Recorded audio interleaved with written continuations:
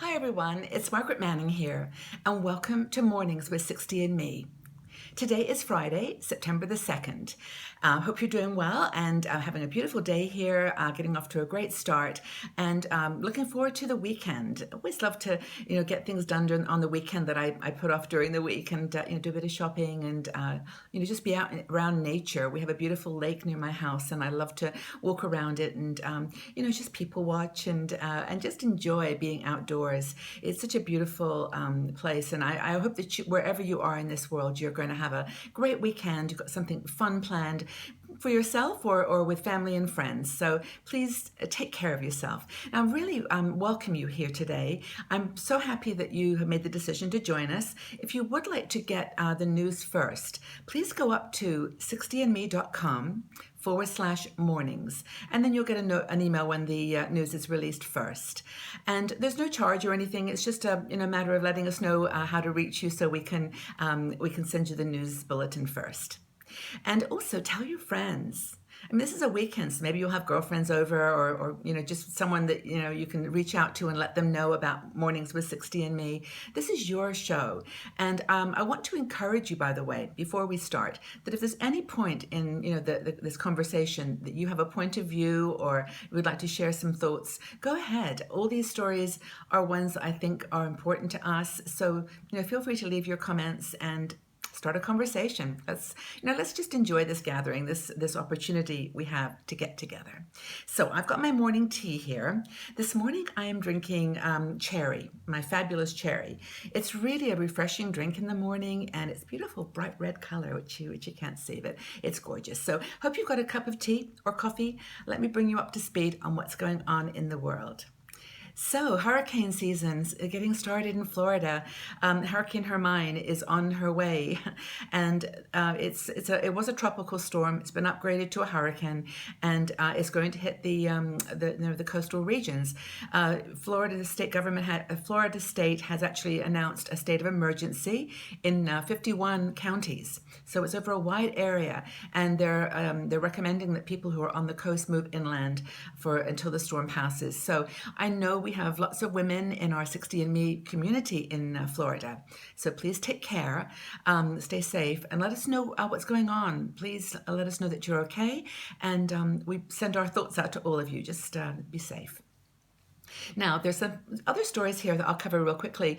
There are places and news stories that you may not think are relevant to your life, but I think that they're things that we need to be aware of, because it's all connected world these days.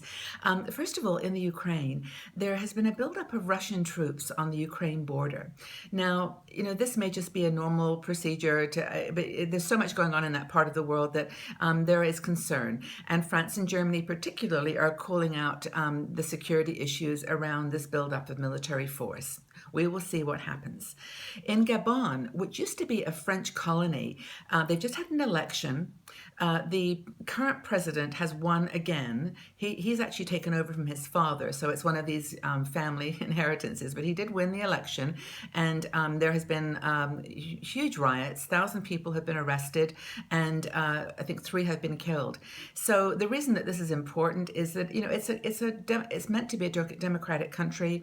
The vote should have been fair and equal, but some people don't feel it was. The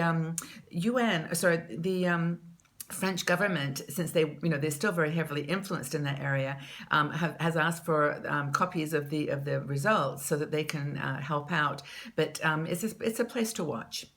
In Syria, the UN is slamming the government's enforced evacuation of some of the cities near Damascus. There's this town called Daraya, and people are basically, after 4 years of battling, the rebels and the citizens are being evacuated from the city.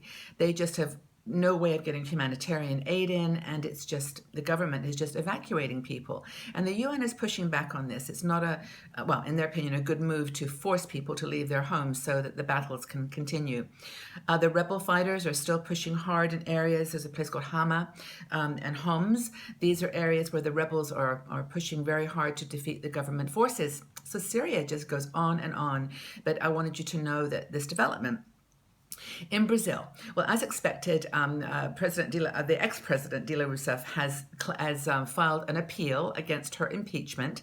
She will take this to the end, really for historical reasons more than anything else. She believes, as we've reported, that it was a coup and not a democratically. There was nothing wrong in what she did. It was just a way for the government, the opponents, to get in, and so there's been a lot of backlash already. The new president is in place, but he has recalled his ambassadors from Venezuela, Bolivia, and Ecuador because they actually were speaking out against the decision to impeach Dilma Rousseff. So what do you think about this situation in Brazil? If you've got any thoughts about it, please leave your comments below. It's an important country in the world, close to the United States. And what do you think? Love your opinion. So, again, in the United States, yesterday there was an explosion that rocked the SpaceX missile at a launch site in Florida. It was during a test of an unmanned rocket, but it exploded. It was completely destroyed. And this was a satellite that was actually going to deliver internet connectivity to parts of sub-Saharan Africa. It was sponsored by Facebook, by Mark Zuckerberg. So it was a loss for Facebook and also for Elon Musk, who is the owner of SpaceX. Now, he is an entrepreneur who has tried all kinds of projects, and SpaceX is his latest. They've actually been doing quite a bit in terms of sending satellites up to the International Space Center. But last year, they also had another accident. So there's been a little bit of controversy around SpaceX.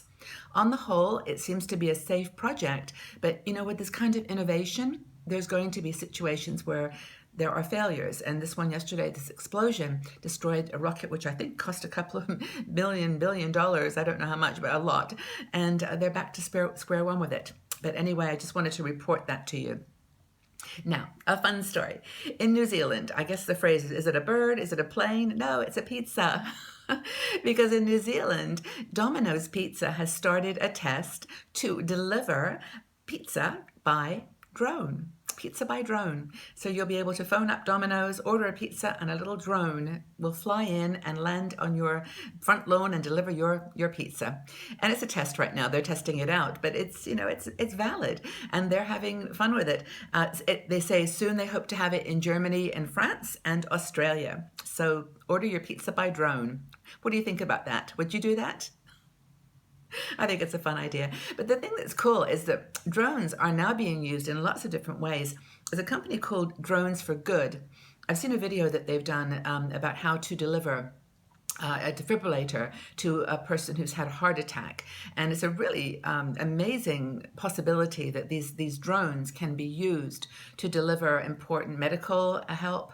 For example, an EpiPen, if somebody was having an allergic reaction, that these drones can find you and help. So I think there's a lot of fun, interesting innovation ahead.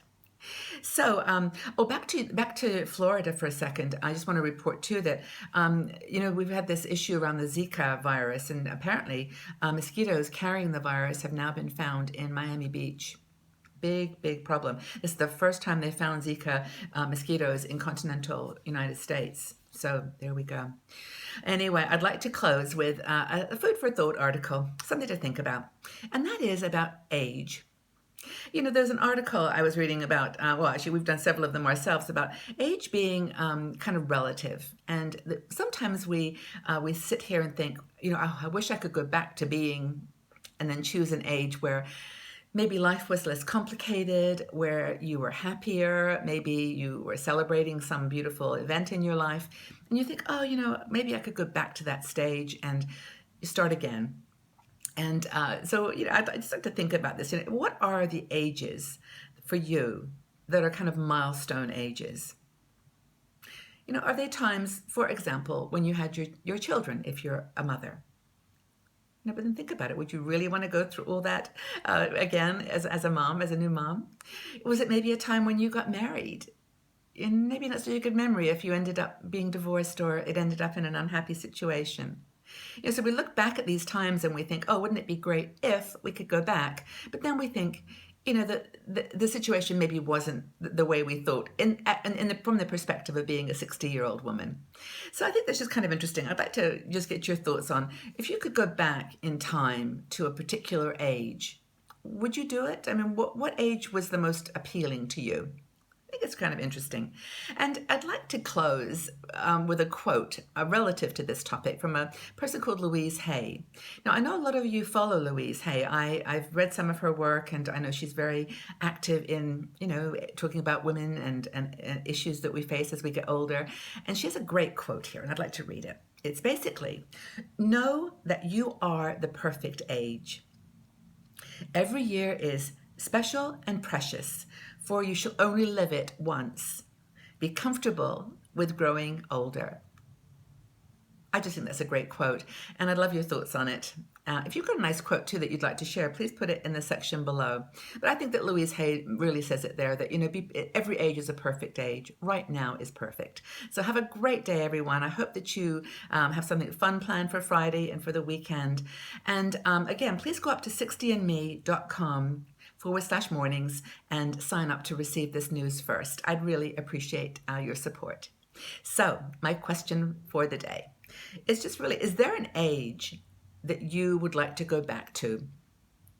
Or are you happy with your age just as you are right now? They could be interesting comments. Leave your comments in the section below. We'll have a conversation. Just, is there an age in your life that you would like to go back to, or are you happy just the way you are?